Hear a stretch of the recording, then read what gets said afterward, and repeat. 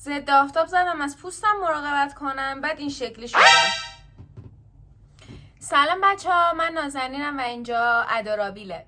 تاپیک صحبت امروزمون در مورد اینه که ضد آفتاب بزنیم جوش میزنیم یا نه. یه وقتایی حالا یه سری ممکنه که فکر کنن اشتباه میکنن و مثلا به خاطر چیزای دیگه ای باشه که صورتشون جوش زده. یه سریا مصرانه بر این باورن که با زدن ضد آفتابه که باعث شده پوستشون جوش بزنه. کامل و دقیق بیاین با همدیگه بررسی کنیم و یه سری نکات رو بهتون بگم که آیا واقعا این اتفاق میفته که شما با اپلای کردن ضد آفتاب جوش بزنید یا نه. بیاین یه سناریو رو با همدیگه تصور کنیم. فکر کنید که صبح خواب بیدار شدید، میخواید از خونه برید بیرون. با کلی ذوق و هیجان میرید به سمت ضد آفتابی که کلی هم هزینه کردید و یه برند خیلی خوب تهیه کردین. ضد آفتاب رو رو صورتتون اپلای میکنید. بعد از خونه میرید بیرون و خوشحال از این که دیگه الان در برابر UV و UVA و UVB دیگه پوستتون محافظت شده و برمیگردید خونه. یکی 2 روز 3 روز که میگذره میبینید که من صورتم کلی جوش زده، جوشای مثلا سرسیاه زده روی بینیم، یا حتی جوشای ملتهب قرمز زده، یا حتی جوشای چرکی زده. انواع مختلف جوش ها رو ممکنه رو صورتتون ببینید. حتی بیشتر ممکنه تو ناحیه پیشونی و گونه هاتون اینا رو ببینید.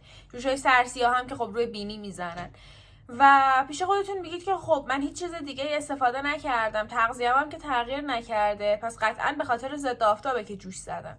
شما درست فکر میکنین، به خاطر ضد آفتاب آدم میتونه جوش بزنه، اما یه سری نکات خیلی مهمی که در مورد ضد آفتاب باید رعایت کنیم که جوش نزنیم و خیلیامون شاید نمیدونیم. اولین موضوع اینه که بیاین اصلا بهتون توضیح بدم که ضد آفتاب چجوری کار میکنه و چند دسته ضد آفتاب داریم. ما 2 دسته ضد آفتاب داریم که به یکیش میگن فیزیکی، به یکیش میگن شیمیایی. ضد آفتاب فیزیکی یا همون مینرال اینطوری کار میکنه که شما وقتی ضد آفتاب رو صورتتون اپلای میکنید، وقتی نور خورشید یا هر نوری به صورت شما میتابه، اون موادی که ضد آفتاب دارن باعث میشه مثل یک آینه عمل کنن و نور رو برگردونن.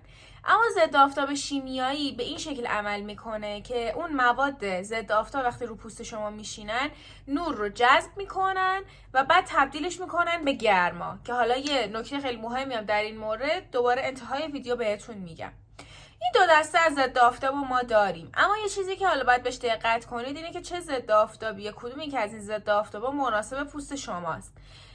مثلا ممکنه که شما پوستتون چرب باشه، بعد میرید سراغ یه ضد آفتابی که اصلا نگاه نمی‌کنید ببینید که بافت سنگینی داره یا نداره و اون ضد آفتاب مخصوص آرایش مثلا ساخته شده یا برای کسی که صرفا میخواد یه روتین پوستی داشته باشه. ما یه سری ضد آفتاب داریم که یه سری ترکیبات کومدوژنیک دارن و مثلا مثل روغن نارگیل یا ایزوپروپیل یا شیاباتر که اینا باعث میشه که پوست شما جوش بزنه. پس باید از ضد آفتابایی استفاده کنید که مثلا روش نوشته باشه نان کومدوژنیک. حالا من یه نمونهش رو خودم داشتم، این ضد آفتابه، حالا نمیدونم، آره خوب گرفتش، ضد آفتاب ویشی مدل آنتی ایجینگ که دقیقاً روش ذکر شده، حالا الان ریزه ولی دقیقاً روش ذکر شده که نان کومدوژنیک هستش. اشتباه گفتم، این یکی بود. این ضد آفتابه روش ذکر شده که نان کومدوژنیکه. بذارید نشون بدم بهتون که کدوم قسمتشه. باز کوچیکه، نمیدونم دیده بشه یا نه، اصلا برعکسه. اینجا ذکر کرده کاملا که نان کومدوژنیکه و یعنی ترکیبات کومدوژنیک نداره که بخواد باعث جوش بشه. حتی روش کاملا ذکر شده باز روی خود ضد آفتاب که اصلا ضد آکنه هستش این ترکیبات. ولی حالا با همه اینا باز ممکنه که نان کومدوژنیک باشه اما پوست شما جوش بزنه. چرا؟ به خاطر اینکه وقتی میرید بیرون ضد آفتابتون رو تمدید نمی‌کنید. بله، تمدید نکردن ضد آفتاب باعث جوش میشه عزیز من. چرا؟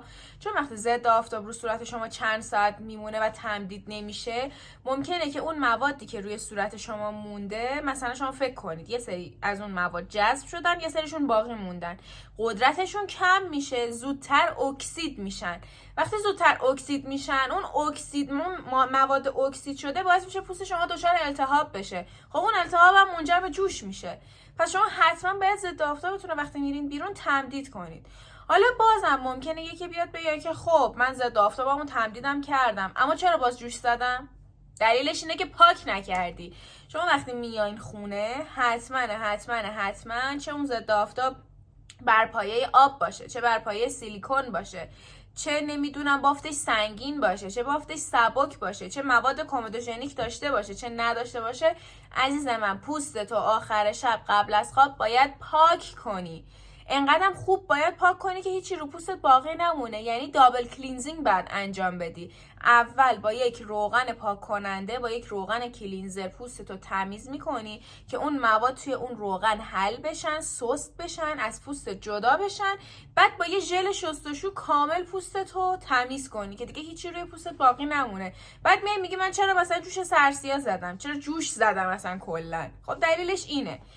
پس قبل از این که اصلا بخواین ضد آفتاب بخرین، جمع‌بندی که بخواین بکنین، نکته اول اینه که باید بدونید اون ضد آفتاب مثلا از چه موادی تشکیل شده. مثلا ایزوپروپیل که بهتون گفتم داره یا نه، مثلا روغن نارگیل داره یا نه، بر پایه آب یا بر پایه سیلیکونه، مخصوص آرایش ساخته شده یا برای کسانی که روتین پوستی دارن ساخته شده. چون ضد آفتابی که مخصوص آرایش ساخته شده ممکنه مثلا اکریلی باشه یا اصلا رنگدونه داشته باشه، مثلا ضد آفتابای رنگی که خیلی همون میبینیم، اونا اصلا خیلی مستعد جوشن چون موادشون سنگینه. یا مثلا بر پایه آب باشه که حالا سبکتره، مخصوص پوست‌های چربه یا مخصوص پوست‌های خشکه، بافتش رو پوست ما آیا قراره سنگینی بکنه یا نه. حالا ترجیحاً اگه امکانشو داریم اول تست کنیم ببینیم که برامون احساس سنگینی داره یا نه، بعد ضد آفتاب بخریم. بعد از اینکه ضد آفتاب خریدیم، وقتی میریم بیرون ضد آفتاب میزنیم، حتما سر تایمش تمدید کنیم. و وقتی هم که برمیگردیم خونه میخوایم بخوابیم، با همون پوست نریم بخوابیم. نگید این ضد آفتاب آرایش که نیست برم باش بگیرم بخوابم. اون پوست باید تمیز بشه قبل از خواب. و همه این کارا رو که کردین، اون موقع میبینید که دیگه پوستتون با زدن ضد آفتاب قرار نیست که جوش بزنه، ملتهب بشه. و اینکه یه وقتایی هم ممکنه که اصلا پوست شما داره به اون ضد آفتاب حساسیت نشون میده. یعنی آلرژی و حساسیت نشون دادن به ضد آفتاب صرفا اینطوری نیست که زبونم گرفت صرفا اینطوری نیستش که فکر کنید که پوستتون قرمز و ملتهب میشه. ممکنه که پوست شما با جوش زدن اون حساسیت رو نشون بده به شما. حالا من خودم 3 تا ضد آفتاب داشتم که خیلی راضی بودم ازشون، اما 3 تا نتیجه خیلی متفاوت ازشون دیدم. این هنسفیری هی شل میشه، من مجبورم اینجوری کنم. نگید چی کار داره میکنه. یکیش این بود که نشونتون دادم که یه برند سوئیسیه، حالا من نمیدونم درست تلفظ کنم یا نه، فکر میکنم یا سولانته خونده میشه یا سولانت، فکر میکنم سولانته باید خونده بشه. ضد آفتاب سوئیسیه، بعد نان کومدوژنیکه، ضد آکنه است، بر پایه آبه و خیلی ضد آفتاب قویه. یعنی من حساسیت شدید به نور دارم خودم شخصا و هم با گرما هم با نور پوستم حسابی میسوزه. برای همین خیلی مهمه که چه ضد آفتابی استفاده میکنم. خیلی ریاکشن بعدی پوستم نشون میده. این خیلی خوب بود. مقاومت خیلی بالایی هم داره. حالا الان بگم ممکنه که بگید خب چرا تمدید نمی‌کردی؟ ولی اون موقع نوجوان بودم، عقلم نمی‌رسید، سوادشو نداشتم، تمدید نمی‌کردم. این کلی پوست منو دووم می‌آورد زیر آفتاب شدید. اون یکیش این ضد آفتابه که باز نشون دادم، فکر کنم یادم نمیاد وسط ویدیو نشون دادم یا نه. ضد آفتاب ویشی مدل آنتی ایجینگشه.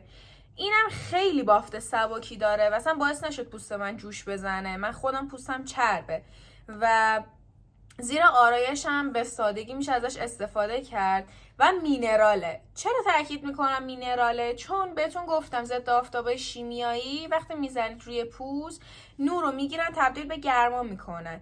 بعد مثلا یکی مثل من که به خود گرما هم حساسیت داره و پوستش ملتهب میشه یا باعث جوش میشه، فکر کن پوست چرب هست، به گرما هم حساسیت داری، بعد وقتی که اون نورم میاد تبدیل به گرما میشه، اصلا قوز بالا قوز میشه.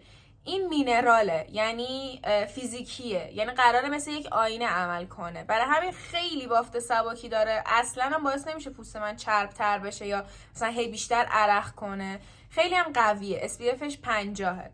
یه ضد آفتاب دیگه هم که خیلی قول ضد آفتابای منه، این ضد آفتاب لاروش پوزه که اینم بر پایه آبه و نگاه نکردم ببینم که مینراله یا شیمیاییه و با وجود اینکه برپایه آبه اما به شدت روی پوست صورت من سنگینی میکنه. من اینو فقط به دستام میزنم، اما خیلی ضد آفتاب قویه. خلاصه که گفتم علاوه بر اینکه بهتون توضیح بدم که اصلا ضد آفتابا چند دسته هستن و چجوری از ضد آفتاب استفاده کنیم، 3 تا از ضد آفتابایی هم که خودم خیلی راضی بودم ازشون رو بهتون نشون بدم. شما هم تجربتون رو به من بگید که آیا با زدن ضد آفتاب جوش زدین یا نه، یا اصلا از چه برندی استفاده کردید، مثلا پوستتون حساسیت نشون داده. تجربیات مختلفتون رو برای من توی کامنت ها بنویسید. تا ویدیوی دیگر، بدرود.